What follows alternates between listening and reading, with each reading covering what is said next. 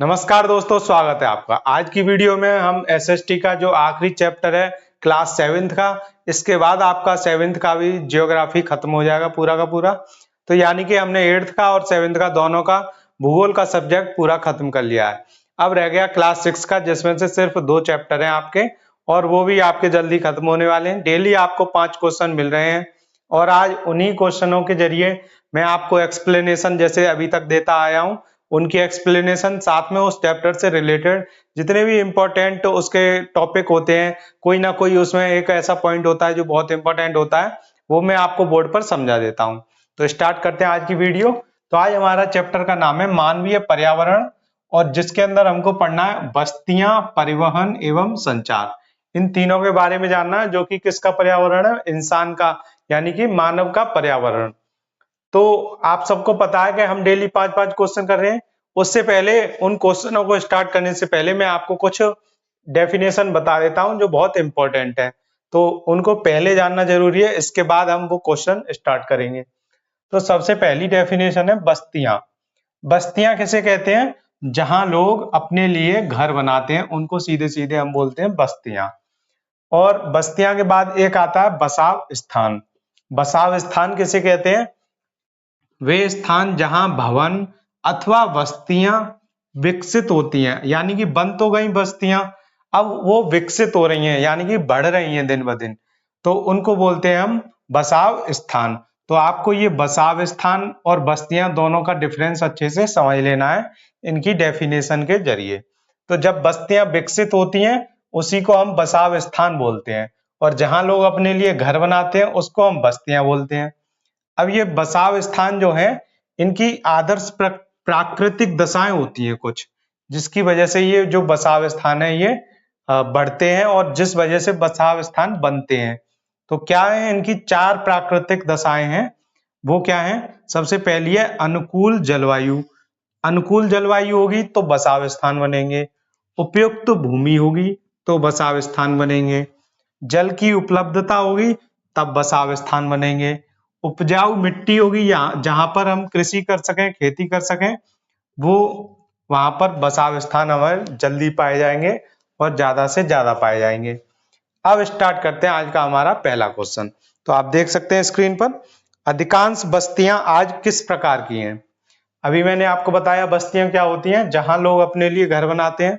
तो अधिकांश बस्तियां किस प्रकार की हैं, इसका मतलब क्या है? इसमें ऑप्शन देखते हैं, स्थायी बस्तियां, अस्थायी बस्तियां, ये दोनों, या कोई भी नहीं। तो मैं आपको बता दूं, ये जो बस्तियां ये 2 प्रकार की होती हैं, स्थायी और अस्थायी। तो स्थायी तो वो होती है जहां पर लोग हमेशा रहते ही रहते हैं, और अस्थायी जहां का स्थान वो बदलते रहते हैं, बस्तियों को बदलते रहते हैं कि आज यहाँ रह रहे हैं, कल यहाँ नहीं रहेंगे। तो वो हो गया अस्थायी। तो अब इन दोनों में से जो आज के जमाने में, आज के समय में सबसे ज्यादा बस्तियां हैं, वो हैं स्थायी बस्तियां। इस क्वेश्चन का आंसर 81% स्टूडेंट्स ने सही दिया है। इसकी एक्सप्लेनेशन में भी मैंने आपको बस्तियों की परिभाषा है वही बताई है। इन बस्तियों में लोग रहने के लिए घर बनाते हैं। अगला क्वेश्चन देखते हैं, स्टिल्ट पर घर कहाँ बनाए जाते हैं? तो जो स्टिल्ट है, वो एक तरीके के बांस की तरह खंबे होते हैं, उन पर घर जब बनाए जाते हैं जब जहां पर वर्षा का जल भर जाता है, या पर जहां पर हमेशा ज्यादातर जल भरा रहता है। तो नीचे जमीन पर अगर जल भरा रहेगा तो उनको ऊंचाई पर घर चाहिए। तो उसके लिए जिन स्थानों में वर्षा के समय जल का जमाव होता है, वहां पर क्या बनाते हैं? स्टिल्ट पर घर बनाते हैं। इसकी एक्सप्लेनेशन देखते हैं, अत्यधिक वर्षा वाले क्षेत्रों में ढाल वाली छत बनाते हैं, वहां ऊंचे प्लेटफॉर्म अथवा स्टिल्ट पर घर बनाए जाते हैं। तो ये रही इसकी पूरी एक्सप्लेनेशन। अगला क्वेश्चन देखते हैं, बर्फ से बने आवास क्या कहलाते हैं? तो जो बर्फ से बने आवास हैं, इसका क्वेश्चन आपसे हमेशा ये समझ लीजिए, अगर 4 पुराने पेपर देखेंगे आप उठाकर, उनमें से आपको 3 में इस क्वेश्चन का, इससे रिलेटेड कोई ना कोई क्वेश्चन मिल जाएगा। तो देखते हैं, बर्फ से बने आवास कहलाते हैं इग्लू। तो इग्लू को हम कहते हैं बर्फ से बने आवास। अभी इनके बारे में हम पूरी जानकारी देखते हैं। इन्हें जो बनाते हैं उन्हें कहते हैं हम एस्किमो। ये आवास टुंड्रा प्रदेश में पाए जाते हैं। इग्लू मुख्य रूप से किस देश में पाए जाते हैं? कनाडा में पाए जाते हैं। इग्लू बनाने के लिए किसी भी तरह के बिल्डिंग मटेरियल का इस्तेमाल नहीं किया जाता। बिल्डिंग मटेरियल आप जानते ही हैं, ईंट, सीमेंट, सरिया और जो गिट्टी, ये सब क्या कहलाती हैं? Building material. तो इनका किसी का भी इस्तेमाल नहीं किया जाता, ये सीधे सीधे बर्फ के बड़े बड़े टुकड़ों को जोड़कर बनाया जाता है। इग्लू की छत गुंबदनुमा बनाई जाती है। अब गुंबदनुमा क्यों बनाई जाती है वो भी बताएंगे, जिसकी वजह से इस पे जो हवा है, जो वहां पर टुंड्रा प्रदेशों में काफी ठंडी हवाएं चलती हैं, तो वो हवा इस पर रुक ना पाए, जिसकी वजह से ये टूटे ना, इसलिए इसको गुंबदनुमा बनाया जाता है। तो हवा इसके जो सरफेस है उससे बहकर चली जाती है सीधे सीधे। अंदर रहने वाले लोगों को लगातार ऑक्सीजन मिलती रहे और कार्बन डाइऑक्साइड बाहर निकलती रहे, इसलिए इसकी छत पर एक छोटा सा छेद भी किया जाता है। इग्लू को बनाने में कम से कम 1.5 घंटे का समय लगता है। ये एक एक पॉइंट आपको ध्यान रखने हैं अच्छे से। इग्लू को बनाने में 1.5 घंटे का समय लगता है। और अगला दिया है, भारत में पर्यटक सर्दियों के मौसम में मनाली में इग्लू का अनुभव कर सकते हैं। तो मनाली में ऐसे ही एक तरीके से कहते हैं ना, पर्यटन के लिए या पिकनिक के लिए शौक में करते हैं, लेकिन ऐसा नहीं है कि मनाली में ज्यादातर इग्लू पाए जाते हैं।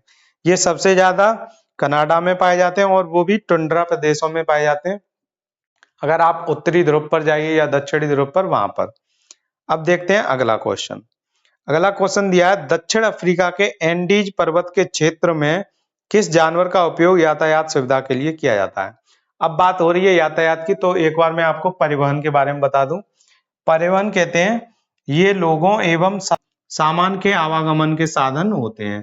तो अगर लोगों को आवागमन करना हो या सामान का आवागमन करना हो, मतलब लाना और ले जाना, आवागमन का मतलब लाना और ले जाना, ये करना हो तो उसे हम बोलते हैं परिवहन।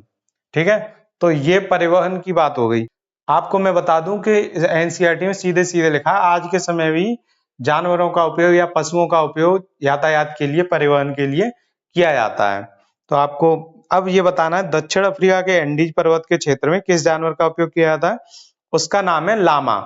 और अगर बात की जाए चीन की, तो चीन में याक का प्रयोग किया जाता है। हमारे देश में गधे, खच्चर, बैल और ऊंट का उपयोग किया जाता है। उसी तरह दक्षिण अफ्रीका के एंडीज पर्वत के क्षेत्र में लामा का उपयोग किया जाता है एवं चीन में याक का उपयोग किया जाता है। अगला क्वेश्चन देखते हैं, भारत में स्वर्ण चतुर्भुजीय महामार्ग किन 4 राज्यों को जोड़ता है? तो जो स्वर्ण चतुर्भुजीय महामार्ग है, ये एक योजना का नाम है। तो इसका नाम है, इसी तरह से इसके 4 मार्ग 4 राज्यों को जोड़ते हैं। तो उन 4 राज्यों का नाम है दिल्ली, मुंबई, चेन्नई और कोलकाता। इन 4 राज्यों को जोड़ने वाले जो महामार्ग, मतलब एक्सप्रेसवे भी बोल सकते हैं आप इनको, तो वो है ये। भारत में स्वर्ण चतुर्भुजीय महामार्ग दिल्ली, मुंबई, चेन्नई और कोलकाता, इन 4 राज्यों को जोड़ता है। ये इसकी हो गई एक्सप्लेनेशन। अब देखते हैं अगला क्वेश्चन, किस मार्ग को सबवे कहते हैं? अब सबवे गेम तो काफी सुना होगा आपने। तो सबवे गेम, उसमें तो वो पटरी पर भागता है, लेकिन सबवे का मतलब है जमीन के अंदर जो रोड जाती है उसको बोलते हैं हम सबवे। रोड या फिर रोड क्रॉसिंग करने के लिए भी रास्ता बना देते हैं, उसको सबवे बोलते हैं। तो भूमि के अंदर, और भूमि के अंदर को बोलते हैं एक शब्द में भूमिगत। तो भूमिगत सड़कों को भूमिगत मार्ग या सबवे कहते हैं। इंग्लिश में भी इसकी मैंने लिख दी है, जिससे आपको अच्छे से क्लियर हो जाए। Roads built underground are called subways और अंडरपाथ। ठीक है, देखते हैं अगला क्वेश्चन। अगला क्वेश्चन दिया है, एशिया में सबसे बड़ा रेल मार्गों का जाल किस देश में है? तो पूरे एशिया में सबसे बड़ा रेल मार्गों का जाल में यानी कि सबसे ज्यादा पटरियां, इधर से उधर जाने के रास्ते, भले ही वो लंबी ना हो, लेकिन सबसे ज्यादा पटरियां गिनतियों में कहां पर है? सबसे ज्यादा भारत में। तो हमारे भारत देश में रेल मार्गों का जाल भली भांति विकसित है, यह एशिया में सबसे बड़ा है। अगला क्वेश्चन देखने से पहले मैं आपको एक चीज बता दूं कि ये जो जाइनिंग से लहासा एक जगह है, जाइनिंग, और वहां से लेकर लहासा तक का एक स्टेशन है, दोनों ही स्टेशन के नाम है। तो जाइनिंग से लहासा के बीच चलने वाली रेलगाड़ी समुद्र तल से 4000 मीटर की ऊंचाई पर चलती है, जिसका सबसे ऊंचा बिंदु क्या है? समुद्र तल से 5072 मीटर। तो 5 किलोमीटर कह सकते हैं आप, ऐसी 4000 मीटर को 4 किलोमीटर कह सकते हैं। तो 4 किलोमीटर की ऊंचाई पर तो ये चलती है। और इसकी सबसे ऊंची जो एक पॉइंट है, तो वो जगह है 5072 मीटर पर। ठीक है, तो आपको ये दोनों ऊंचाई याद रखनी है, और किस स्टेशन से किस स्टेशन तक है वो भी, जाइनिंग से लहासा। ये आपको मैं देख सकते हैं आप, ये पेपर में एक क्वेश्चन दिया है सीधे सीधे। अब ये क्वेश्चन आपका सीधे सीधे इस बुक में भी दिया, आप ये बुक भी देख सकते हैं। ये देख सकते हैं आप दोनों क्वेश्चन में, इसमें पूछा है कि क्या आप जानते हैं, तो किताब में क्या आप जानते हैं में साफ साफ दिया है, पश्चिमी ऑस्ट्रेलिया में विश्व की सबसे प्राचीनतम सेलें पाई जाती हैं। अब यही क्वेश्चन आपका सीटेट के जो जुलाई 2024 में हुआ है वो पूछ लिया है। तो ये जितने भी क्या आप जानते हैं, ये जहां भी आपको दिखें उनको अच्छे से नोट्स पर लिखें और अच्छे से याद कर लें, चाहे इतिहास हो, चाहे भूगोल हो, चाहे नागरिक शास्त्र हो, आपका तीनों विषय से आपको क्या आप जानते हैं वाले रट लेने हैं इसी एक हिंट से। ठीक है, तो ये भी यहाँ पर क्या आप जानते हैं में ही लिखा है 7th क्लास के इस वाले चैप्टर में, मानवीय पर्यावरण में। अब देखते हैं हमारा अगला क्वेश्चन। अगला क्वेश्चन दिया है, विश्व का सबसे लंबा ट्रांस साइबेरियन रेल मार्ग किस देश में है। तो जो सबसे लंबा रेल मार्ग है ट्रांस साइबेरियन, ये है रूस में। अब इसकी एक्सप्लेनेशन भी आपको याद रखनी है। यह है पश्चिमी रूस में सेंट पीटर्सबर्ग से प्रशांत महासागरीय तट पर स्थित व्लादिवोस्टक तक जाता है। तो कहां तक जाता है, व्लादिवोस्टक तक, और जो कि प्रशांत महासागरीय तट पर स्थित है। अगला क्वेश्चन देखते हैं, जलमार्ग मुख्यतः कितने प्रकार के होते हैं। तो जलमार्ग दो प्रकार के होते हैं। तो जलमार्ग दो प्रकार के कौन कौन से होते हैं, एक होता है अंतर्देशीय जलमार्ग और एक होता है समुद्री मार्ग। अगर सीधे सीधे समुद्र पर चलेंगे तो वो तो हो गया समुद्री मार्ग, ये तो आपको समझ में आ रहा है। अंतर्देशीय जलमार्ग होते हैं जो झीलों पर, नदियों में केवल अपने देश के यातायात के लिए ही इस्तेमाल किए जाते हैं, उनको बोलते हैं अंतर्देशीय जलमार्ग, यानी कि देश के अंदर। ठीक है, अब मैं आपको बताऊं, ये परिवहन चार प्रकार के होते हैं। कौन कौन से चार प्रकार के होते हैं, एक सड़क मार्ग, रेल मार्ग, वायु मार्ग और एक हमारा जल मार्ग। तो ये चारों प्रकार होते हैं परिवहन के। इनमें सबसे महंगा जो मार्ग होता है वो होता है वायु मार्ग। अगला क्वेश्चन देखते हैं, परिवहन के कितने मुख्य साधन हैं। तो इसमें दिया है चार। अभी मैंने आपको बताया कौन कौन से, सड़क मार्ग, रेल मार्ग, जल मार्ग एवं वायु मार्ग। 88% विद्यार्थी इसका सही जवाब दे पाए हैं। तो आज की इस वीडियो से हमने जितने भी क्वेश्चन थे वो सारे के सारे खत्म कर लिए हैं, और ऐसे ही हम आगे पढ़ते रहेंगे लगातार। अगर आपको कोई भी वैसी जो दिक्कत होती है, सीटेट में पेपर से पहले बच्चे घबराते हैं, कोई सी भी दिक्कत आती है, तो आप कमेंट में करके पूछ सकते हैं। ये एक प्लेलिस्ट मैंने आपके लिए अलग से बना रखी है, टिप्स तैयारी से सफलता तक, आपके साथ मेरा जो पूरा सफर है वो रहेगा। तो इसमें कोई भी दिक्कत आती है स्टूडेंट्स को, उसके अकॉर्डिंग वीडियोस आ रही हैं। आप इनसे अपने एग्जाम से रिलेटेड कोई भी आपको परेशानी हो, दिक्कत हो, कोई भी कंफ्यूजन हो, वो आप क्लियर कर सकते हैं। तो मिलते हैं आपसे अगली वीडियो में, तब तक के लिए धन्यवाद।